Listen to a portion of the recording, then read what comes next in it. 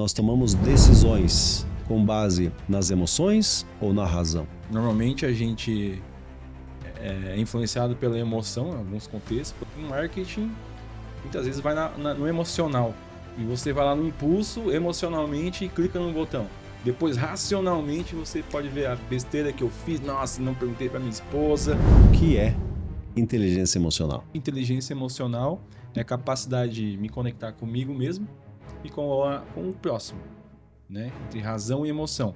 Então, são competências emocionais pessoais, como eu lido com as minhas emoções, autocontrole, autoconfiança, iniciativa, e como eu me relaciono com a outra pessoa. O que é inteligência emocional? É esse balanço, né, de razão e emoção nas competências minhas e também com o próximo. Então, o lado emocional é aquele mais lado lúdico, né, fantasioso. E o lado racional já é o mais lógico, analítico, né, sistemático. Então, essa pessoa decide na razão. Só que ambos precisam ter o equilíbrio emocional. E muitas vezes os nossos comportamentos, entendimentos, crenças, os comportamentos de modo geral, em algum momento pode ser que acabem conflitando com o dos nossos familiares, né? Uhum. Especialmente no casamento. Como agir diante de todo esse contexto tão complexo? Existem ferramentas, métodos ali online ou papel, né? Brigas, vamos dizer assim, de forma prática, brigas, né? Eu evitei muito sabendo que a linguagem de amor dela, né? Toque físico. Então, assim, eu queria dar, muitas vezes, palavras de afirmação. Não adiantava nada, né? Isso o que tem a ver com o tema de hoje, inteligência emocional? Tem tudo, porque eu consigo lidar com as minhas emoções e com a dela nesse relacionamento e tirar o melhor de nós dois desse relacionamento. Começando mais um Legendários Cast, esta que é uma iniciativa dos Legendários de Curitiba, que tem o propósito de tornar o nome de Jesus ainda mais conhecido e glorificado. Hoje, mais um tema relevante, um tema importante, tenho certeza que vai ser bênção para a tua vida. Hoje, recebo mais uma vez meu queridão aqui, Márcio Bis. Seja muito bem-vindo, Márcio. Legal ter você aqui novamente, mano. mano. Estar novamente aqui. Como você falou, é um tema muito relevante, Boa. principalmente nos dias atuais, que é sobre inteligência emocional, né? Uau! Como lidar com as emoções, razão, emoção, esse conflito no dia a dia, nos dias atuais, muito rápido, né, que está acontecendo. Então, eu acho que vai ser um tema muito relevante. Márcio, eu queria te perguntar primeiro, claro, sobre o conceito, mas vou fazer uma surpresa para você. Ai, ai, ai. Primeiro, eu queria que você me dissesse, nós tomamos decisões com base no Self 1 ou Self 2? Ou com base nas emoções ou na razão? Então, aí que entra a inteligência emocional. Fácil essa pergunta, né? Bom, são diversas situações, né? Normalmente a gente é influenciado pela emoção em alguns contextos, por exemplo, na área de vendas. Em marketing, muitas vezes vai no emocional, né? Naquele pitch da urgência, escassez e tal. E você vai lá no impulso, emocionalmente, e clica no botão. Depois, racionalmente, você pode ver a besteira que eu fiz. Nossa, não perguntei para minha esposa. Fiz a caca lá. Você levantou uma resposta que eu gostei bastante dela e aí eu pensei, foi uma pegadinha realmente, sim, né? No seguinte sentido, você vai para, vamos falar do teu contexto aí, vai fazer uma compra. Você chega lá e se depara com um valor que está acima daquilo que você havia se proposto a pagar. Uhum. Mas você percebeu, é aquilo que você gostaria muito de ter, só que você se dá conta, não é o momento. Aí chega o vendedor e diz, mas você trabalha tanto, você pode se permitir dessa vez. Uhum. Eu posso parcelar para você em 10 vezes. Você consegue pagar a parcela? Uhum. Ah, certo. E mais um detalhe, você vai sair daqui feliz da vida, porque você está dando um presente para você mesmo. Faz sentido para você? O que te impede de levar esse produto? Aí eu pergunto novamente. Aí são técnicas de venda muito... Aí eu pergunto para você novamente. A gente toma as decisões com base na razão ou na emoção? Normalmente na emoção, né? Normalmente. Né? Agora vamos sim para a questão do conceito. Diz pra gente aí o que é inteligência emocional. Então, inteligência emocional, eu vou falar aqui no contexto do que é considerado o pai da inteligência emocional, que é Daniel Goleman, né? Ele diz que inteligência emocional é a capacidade de me conectar comigo mesmo e com o próximo, né? Entre razão e emoção. Então, são competências emocionais pessoais, como eu lido com as minhas emoções, autocontrole, autoconfiança, iniciativa, e como eu me relaciono com a outra pessoa. Empatia, influência, desenvolvimento de conflitos, tudo influencia em tomadas de decisões, e isso você precisa ter inteligência emocional. Como que eu vou, num contexto nosso aqui agora, eu posso ter um conflito aqui e fazer uma caca aqui, falar uma coisa besteira. Só que não, eu preciso ter inteligência emocional nesse contexto, porque eu estou me relacionando socialmente com você. Se a gente quiser ter um relacionamento duradouro, né? Então eu preciso ter. O que é inteligência emocional? É esse balanço, né, de razão e emoção nas competências minhas e também com o próximo. Legal, eu gosto bastante da abordagem do Dr. Augusto Cury, que ele diz que a gente precisa retomar as rédeas e assumir o protagonismo da nossa inteligência emocional, né? E ser o gestor das emoções. De modo, ele chama que a nossa mente é como um teatro, um anfiteatro, né? De modo que a gente precisa assumir a frente, assumir a direção, assumir o protagonismo das nossas emoções, de modo a gerenciá-las, para não acontecer o que você comentou agora, de algum desequilíbrio, alguma situação mais delicada. É lógico que tem pessoas que são mais racionais e outras pessoas são mais emocionais, né? Então, o lado emocional é aquele mais lado lúdico, né? Fantasioso. E o lado racional já é o mais lógico, analítico, né? Sistemático. Então, essa pessoa decide na razão. Só que ambos precisam ter o equilíbrio emocional, né? Aí, lógico, tem recursos, né? Cada pessoa Deus criou cada pessoa de um jeito, né? Sim. Por exemplo, eu sou mais razão, a minha esposa é mais emoção. Então, eu vou decidir racionalmente e ela vai decidir muitas vezes emocionalmente. Certo. Tá aí no contexto do dia a dia, eu posso ouvir ela, né? Porque eu estou tendo equilíbrio emocional agora, porque senão racionalmente ia decidir por uma coisa. Então, mas eu tive que voltar para dentro, entender das minhas emoções, para, no caso de situações, não fazer besteira, vamos dizer assim, né? Para mim faz muito sentido o que você está falando pelo seguinte, considerando um tema que a gente já tratou aqui sobre liderança, né? Muitas vezes só se espera apenas isso do líder, que ele não surte, que ele mantenha a sanidade, mantenha a tranquilidade, ainda permaneça no controle de suas faculdades mentais, para que ele não exploda, para que ele consiga desenvolver resiliência diante de um contexto de pressão, diante de um contexto de muitas cobranças, né? Então, às vezes, se espera de um líder que ele tenha inteligência emocional. Mas que outros contextos, que outras interações se percebe que inteligência emocional é um fator bastante importante? Diversas, em todas as áreas das nossas vidas, né? Igreja, ministério, empresa, né? Nos seus negócios, tudo precisa de inteligência emocional, precisa ter um equilíbrio, né? Porque nós estamos num mundo, né? Deus criou pessoas, né? Então a gente se relaciona com pessoas o tempo todo, embora a gente está na era das IAs aí, mas a gente está em relacionamento o tempo todo. Então, se eu quiser me relacionar com o Marcelo, ou falar aqui, eu faço parte da mídia dos Legendários, tem funções lá, eu preciso ter equilíbrio emocional para desenvolver aquela função. E o líder também, porque tem muitas pessoas que se comportam de maneiras diferentes. Então, eu preciso ter esse equilíbrio, né, das minhas emoções para delegar a função e ter o resultado que eu espero. Desde o conversar, ter empatia com aquela pessoa que é meio estourada, eu sei que ela vai estourar, mas eu preciso agora, né, buscar algum recurso, seja ferramenta, contar até 10, não sei, né, para você se acalmar. Eu acho bastante legal pensar nisso, porque nos contextos que a gente está inserido, né, a gente consegue perceber os perfis de cada pessoa com quem a gente interage, né? Então, como é legal a gente conseguir fazer essa leitura e entender que a gente precisa ter esse controle emocional, essa inteligência emocional, né? O quociente emocional de conseguir primeiro identificar ter a percepção de como é que os outros vão agir e reagir, e a gente analisar como é que nós temos de agir e reagir dentro de cada um desses contextos. É isso aí, é olhar para dentro primeiramente, né?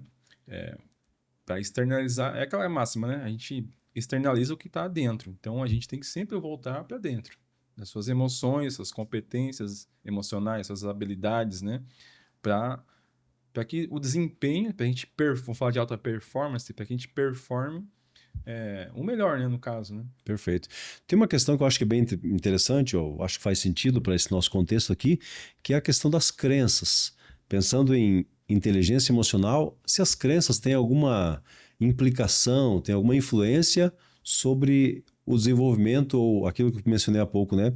Assumir o protagonismo da minha vida no contexto de inteligência emocional. Quando que forma a nossa estrutura emocional, enfim, ela fecha o ciclo até os 12 anos, a primeira infância e segunda. Ali se forma estudos, né, da neurociência, enfim, falam que ali fecha o ciclo da estrutura emocional.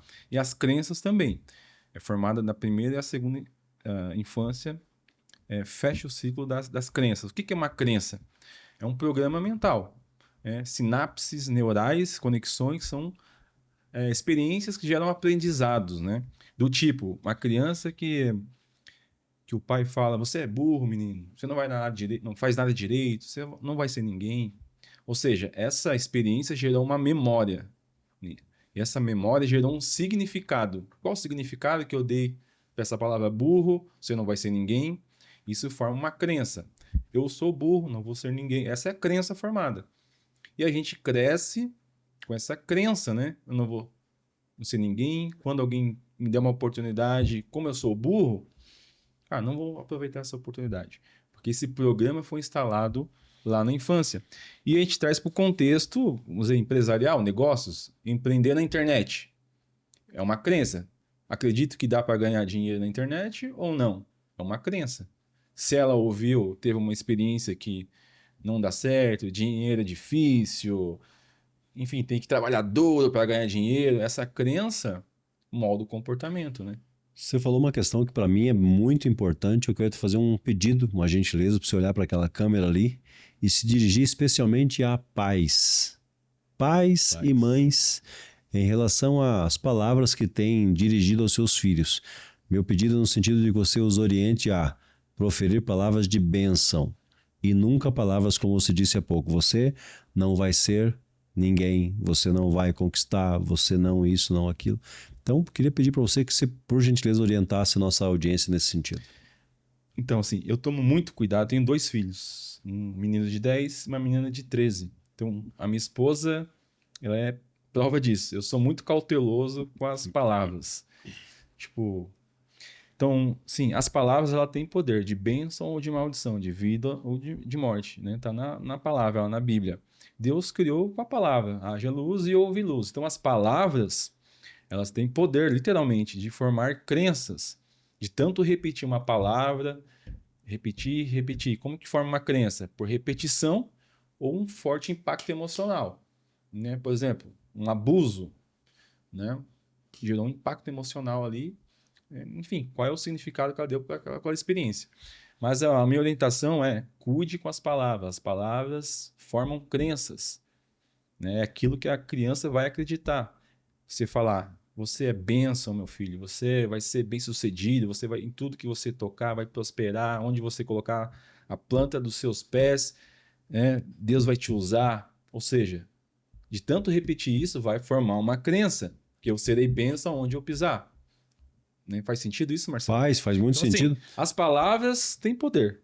É isso, então tome cuidado com as palavras em tudo que você fizer na vida dos seus filhos. Minhas filhas às vezes percebem assim o que eu estou dizendo, né? E eu, quando estou orando por elas, às vezes eu coloco a mão na cabeça delas, às vezes eu chego bem pertinho assim e profiro palavras de bênção para elas, dizendo que elas terão uma vida maravilhosa, que Deus vai as amparar por todos os seus dias, que elas terão vida longa, saudável, próspera, que vão se casar com homens, primeiro, tementes a Deus, que as amarão até o fim, que vão cuidar delas, que vão ser meninas fantásticas, abençoadas por Deus, que serão meninas sábias, inteligentes, que serão muito bem-sucedidas, que serão meninas realizadas, felizes. E às vezes elas me olham assim, eu acho que elas não entendem exatamente o que eu estou dizendo, mas eu entendo que sim, as palavras têm poder e por isso eu as abençoo diariamente. Assim, nós somos resultados das nossas crenças. Hoje, em qualquer aspecto da vida, seja financeiro, profissional, emocional, intelectual, isso é neurociência, tá? Então, é só olhar para os nossos resultados hoje. O que eu estou acreditando para estar assim nessa área da vida? Algo eu estou acreditando, né? Seja na área profissional, por que eu estou nessa posição ainda? Talvez seja lá, estou aqui porque eu não acho que eu sou bom o suficiente. Por que você acredita nisso? De onde que entrou essa verdade na sua vida, que é uma falsa verdade, né? Você está vivendo isso porque você acredita isso, que você não é o bom o suficiente. Entende? Sim. Então, assim, eu falo para minha esposa sempre, no que você escolhe acreditar agora? Você tem consciência, né? Disso, dessa crença e tal. A partir de agora, com essa consciência, você escolhe.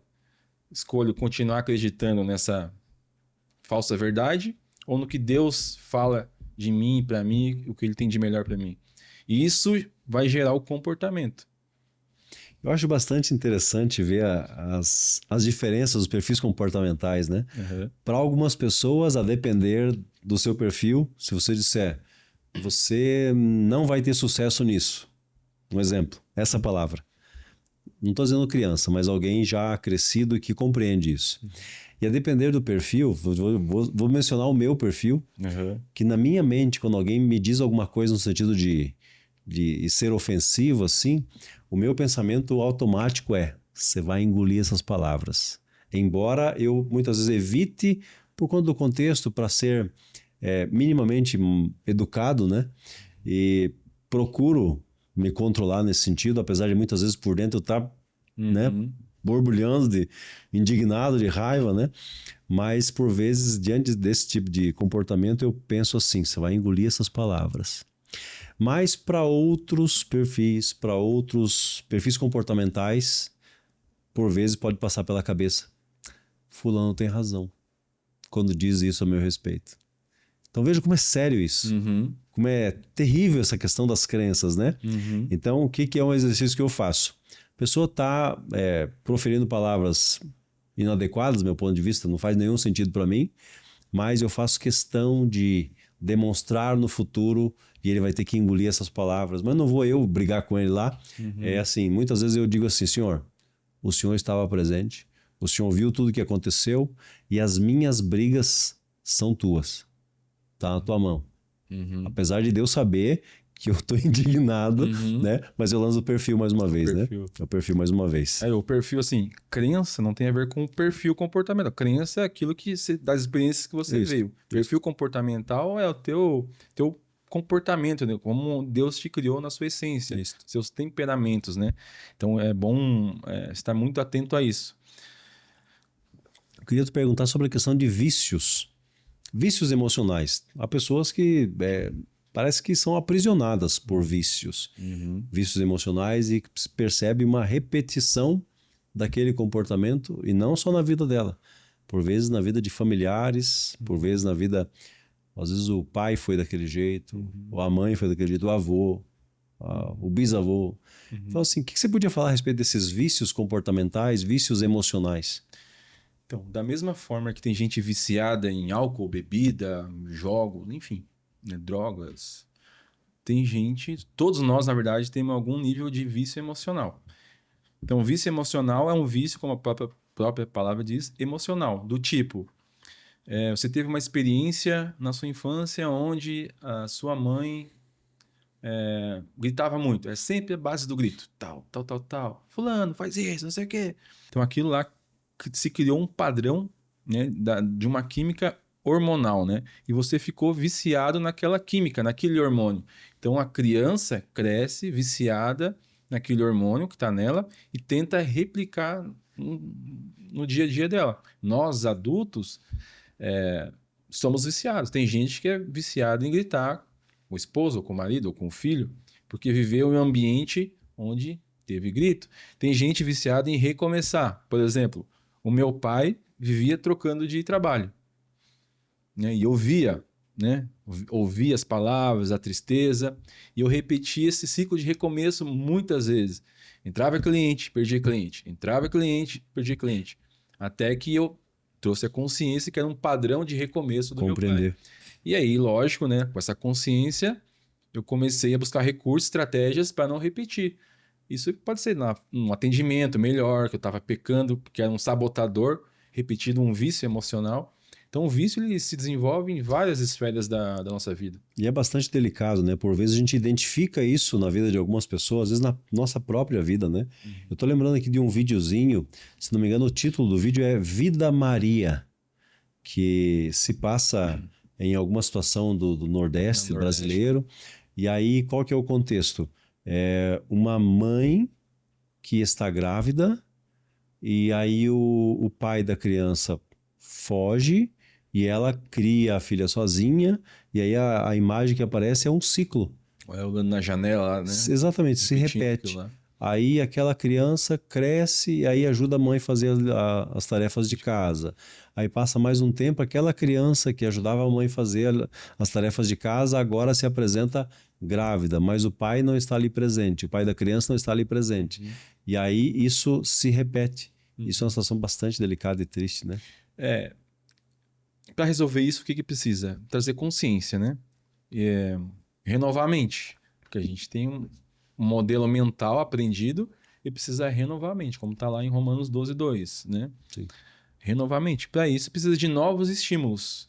Se a gente ter os mesmos estímulos, seja, né, televisão, revista, pessoas, você vai alimentar aquele vício emocional, as suas crenças. Ou seja, a gente tem que trazer consciência da crença do vício e buscar recursos ou fazer o oposto, né? Sim. Então a gente muda vícios, crenças, primeiramente trazendo a consciência. Você havia comentado há pouco sobre os perfis comportamentais. Eu acho bastante legal isso pela questão da diversidade dos comportamentos decorrentes desses temperamentos, né? Queria que você citasse, se possível, alguns deles e dissesse os tipos e como é que funciona o desdobramento disso. Os perfis comportamentais, vou falar do DISC, né? Ele foi desenvolvido por William Moulton Marston. Então, nos Estados Unidos, foi feito um experimento lá, o exército, o chefe lá, o comandante, sempre dava o comando. Ele percebeu que pessoas reagiam diferente, com o mesmo estímulo-resposta, né? Dava o comando e pessoas reagiam diferente. Um demorava mais, um era mais rápido e tal, o outro ficava dando risada. E ele chamou esse psicólogo, advogado e psicólogo, para fazer esse estudo. Então ele identificou, mapeou comportamentos e criou esse método DISC, né? Acho que foi na década de 30 isso, né? Isso, 1928 ali e tal. Então aí ele deu nomes, né? Mapeou e tal. São 4 no DISC: dominante, influente, estável e conforme. Então cada um se comporta de um jeito. O dominante é aquele perfil mais focado em resultado, mais direto ao ponto, né? Então, vamos assim, é aquela... Mais executor. Mais executor. À frente a máxima que dizem, esse cara já nasceu para liderar, né? Tá pronto, o dominante é o mais fácil, já nasceu para liderar. Só que assim, ele também tem os seus pontos fortes, mas também tem os seus pontos fracos. O ponto fraco é muitas vezes a impaciência, né? Não tem paciência para ficar ouvindo lá o estável, né? A risadinha do influente lá, risada para tudo. Não, ele quer resultados práticos, né? Sobre o DISC, né, o dominante, eu acho legal, volta a falar sobre as analogias, né? Sobre as metáforas, é como o fogo. O fogo ele é muito bom quando controlado. Se perder o controle, vira um incêndio, destrói tudo. Eu não vejo como é sério isso, né? Então, assim, eu sou dominante ou colérico, né? Outra metodologia. Então, assim, é um desafio para mim. A minha esposa é estável, né? É fleumática. Então, é um desafio. Desenvolver empatia, paciência, para tomar decisões, enfim. E aí o influente é focado em pessoas. É aquela pessoa que, cara, conheceu alguém na fila do pão, já virou amigo. Então, é sempre focado em pessoas. O estável também.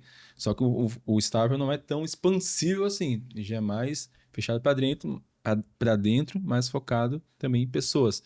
É mais focado em previsibilidade, né? Por estabilidade, ele busca confiança, segurança, estabilidade, Evita as mudanças, né? evita as mudanças, é previsível, né? Sim. Então, assim, ele fica inseguro Tem a se não tem aversão. a previsibilidade. A minha esposa, ela fica insegura quando fala de finanças, como é que tá as contas, não sei o quê, porque ela precisa ver como é que tá, ela precisa ter a previsibilidade. O dominante, o colérico, cara, a gente resolve, vamos lá, vamos indo, e depois a gente vê como faz. Já é mais, né, vamos desse jeito mesmo. E tem o conforme, ou melancólico, né, que já é mais focado em análise, são coisas certinhas, né, como diz conformidade, regras, né. Então, assim, tudo isso gere os comportamentos práticos, né. Então, assim, como evitar conflitos de forma prática? Estude sobre os perfis comportamentais ou temperamentos. Vai evitar conflitos, seja em casa, seja no meio empresarial, seja na igreja, na cela, com o irmão lá que você tá. Por quê? Porque ele se comporta de um jeito, reage de um jeito. E assim, você sabendo disso, entendendo, ter a consciência que o Marcelo é colérico também, dominante. Cara, se a gente não tomar cuidado, a gente vai entrar em faísca o tempo todo. Porque ele quer liderar, ele quer tomar ação e ele... Então a gente precisa, né, ter essa consciência dos temperamentos. Eu acho de uma riqueza sem tamanho essa questão dos temperamentos, né? Porque explica uma série de coisas que a gente vivencia no dia a dia, né? Eu quero trazer para nossa conversa aqui uma situação que eu experimentei recentemente. Estava assistindo uma palestra e a palestrante, uma neurocientista, comentou que os temperamentos não existem. Aquilo ali para mim foi um choque grande, porque pela argumentação dela, muito boa argumentação, mas ela veio com um argumento que, cara, mas eu a vida inteira, desde que comecei a estudar isso, para mim fez muito sentido, né? E aí eu fui estudar isso, entender como é que funciona isso. Eu cheguei a algumas linhas, né, neurociência explicando um pouco disso, falando sobre as características inatas, aquilo que a gente já nasce, são os genes, é o fator genético. Epigenética, né? Isso. Mas também tem aquilo que é aprendido, que é o cultural, é o ambiental. Então, eu passei a entender o seguinte, em que pese a respeito, ponto de vista, né? Mas eu acredito que uma coisa não anula a outra. Acho que sim, tem coisas que a gente nasce com uma predisposição. Para mim, há alguns exemplos de coisas que não se precisa ensinar, por exemplo, uma criança. Ela já começa a demonstrar, já dá sinais de como ela age e reage diante de algumas coisas. Isso a partir do fator genético. Mas há coisas que sim, ela vai aprendendo e vai como que se adaptando ao contexto, né? Eu gosto bastante daquele livro do Tim LaHaye, que é o Temperamento Controlado pelo Espírito. Ele faz menção disso, que sim, você pode pedir a Deus que te ajude a controlar. Eu citei o exemplo do fogo aqui, né, que é o temperamento do colérico, que o fogo é gostoso quando está ali ao nosso favor. Está ali esquentando, né? Uma fogueira, por exemplo, é muito bom. O fogo para cozinhar é muito bom. Mas se ele perde o controle, ele pode destruir uma floresta, pode destruir uma casa. Então, veja como é importante compreender todo esse contexto, né? Mas ainda sobre os temperamentos, eu queria te perguntar sobre como a gente aprender em relação a isso, considerando que nós somos casados, somos pais, somos filhos, e muitas vezes os nossos comportamentos, entendimentos, crenças, os comportamentos de modo geral, em algum momento pode ser que acabem conflitando com o dos nossos familiares, né? Especialmente no casamento. Como agir diante de todo esse contexto tão complexo? Então, primeiramente é trazer a consciência dos temperamentos. Existem ferramentas, métodos ali online ou papel, né? Que você faz isso. O que, não vou dizer salvou, né? Que Jesus, né? Restaurou quando eu estava prestes a... Passei quase um divórcio. Mas assim, quando eu entendi como a minha esposa... Qual o temperamento da minha esposa e a linguagem de amor dela também é um fator, né? Sabendo a linguagem, você consegue lidar com ela, com o outro ali, né? Isso ajudou bastante no meu casamento. Então, assim, eu sabendo que ela é estável e e influente, ou sanguínea e fleumática, cara, eu não esperava mais uma atitude rápida dela, porque ela não é isso, né? Então, eu sabendo disso, eu consegui, cara, eu vou ter que parar para ouvir, ela vai demorar para vai pesquisar em 10 sites lá o negócio, e aí, beleza, vai demorar uma semana, ela me mostra, e aí, tá bom, pode comprar. Então, assim, brigas, vamos dizer assim, de forma prática, brigas, né? Evitei muito sabendo que a linguagem de amor dela, né? É toque físico. Então, assim, eu queria dar, muitas vezes, palavras de afirmação, não adiantava nada, né? Isso tem, o que tem a ver com o tema de hoje, inteligência emocional? Tem tudo, porque eu consigo lidar com as minhas emoções e com a dela nesse relacionamento e tirar o melhor de nós dois desse relacionamento, sabendo de temperamentos e linguagens de amor. Eu tô rindo aqui porque eu tô lembrando de situações com a minha esposa e a gente procura contornar as nossas inquietações, né? A gente não briga, a gente às vezes discute, a gente tem Sim. algum outro desentendimento e tal, mas nunca chegou a ponto de briga, né? E aí uma forma da gente contornar até para dar uma diminuída na pressão é quando um faz alguma coisa que está incomodando o outro, né? Aí aquele que se sente mais incomodado começa a Sim. fazer piada, né? Por exemplo, eu faço assim, eu começo a cantar assim, dai-me força, Senhor, para que eu possa na fraqueza triunfar. Aí daqui a pouco a gente tá rindo e aí as coisas se aliviam e a gente se acerta. No meu caso, eu ouço muito louvor quando eu tô a ponto de estourar a dominância lá em cima, né? Resultado, não sei o quê. E aí eu preciso buscar um recurso. Você pode buscar, sei lá, contar 10, até 10, tomar um copo d'água. No meu caso, eu ouço muito louvor, né? Louvor mais calmo, eu vou lá, fico andando para lá e para cá, até essa minha impaciência. E aí vou lá, converso, se tiver que pedir perdão, eu vou lá e peço. É um dos exercícios É que resolve para muito. colérico isso também é tenso, né? Pedir perdão, colérico, reconhecer que tá errado, é um desafio, né? Porque ele sempre. Mas colérico erra? Quase não, né? Não é, né? Então, assim, Ai, ai.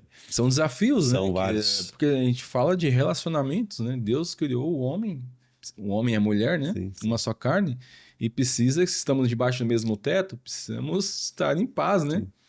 Então, quanto mais eu sei de mim, quanto mais eu sei da minha esposa, a gente tira o melhor desse relacionamento. Isso daí vai para o meio empresarial, vai para a célula, para a tua igreja, para o teu ministério, porque tudo envolve pessoas, né? Pessoas conectam com pessoas. Eu preciso tirar o melhor de mim e o melhor do outro, para a gente desenvolver aquela situação, aquela tarefa, aquele projeto, porque projeto depende da tua função lá, executar, né? E vice-versa. Eu preciso líder, preciso liderar. Só que eu preciso também gerir minhas emoções, ter Sim, inteligência emocional. sim. É delicado, É né? delicado. Delicado. A gente tá chegando ao final do nosso episódio aqui de hoje, mas eu queria te fazer um pedido que você apresentasse suas considerações finais para quem nos assiste aqui, especialmente considerando todo esse desafio, né? Que é primeiro compreender, primeiro identificar, né? Identificar qual é o temperamento de cada um, pensando em inteligência emocional, mas identificar o temperamento para ter então inteligência emocional e se relacionar bem em casa, no trabalho, com os filhos, na igreja, em todo lugar. Então, a minha recomendação é eu vou repetir o que eu falei aqui, né? É trazer consciência, olhar para dentro de si, ter consciência de você, das suas emoções, como você age, como você reage. E muitas vezes você vai ter que realmente buscar conhecimento, né? Lógico, a gente tem a Bíblia, a palavra fala muito sobre, né, os frutos do Espírito, né? Como desenvolver os frutos do Espírito. Então, mas também tem recursos práticos, livros, palestras, pregações, enfim. Precisa renovar a mente, porque a gente aprendeu de um jeito, desde a nossa infância. A gente começou a ver, ouvir, sentir repetidamente situações, palavras que moldaram o nosso comportamento hoje. Então a gente precisa desconstruir para construir novamente. Construir aquela imagem que Deus tem de cada um de nós. Porque você pode estar acreditando numa mentira até hoje, né? Então é olhar para dentro de si, olhar para a palavra e ver o que Deus tem para mim, como que Deus me vê, como que Deus vê a tua esposa, como que Deus vê os teus filhos. Então, fazendo isso, muita coisa vai mudar nos seus relacionamentos, seja familiar, profissional, ministerial. Essa é a minha mensagem. Maravilha, você falou como Deus me vê, né? Eu quero dizer para essa pessoa que está nos assistindo que Deus te vê como pessoa amada, querida do Senhor, que quer abençoar a tua vida, a tua casa, a tua família. A gente está chegando ao final de mais um episódio do Legendários Cast, esta que é uma iniciativa dos Legendários de Curitiba, que tem o propósito de tornar o nome de Jesus ainda mais conhecido e glorificado. A gente encerra por aqui, desejando que Deus continue abençoando você, a sua casa, a sua família e os teus negócios. Que Deus te abençoe e até a próxima. Au!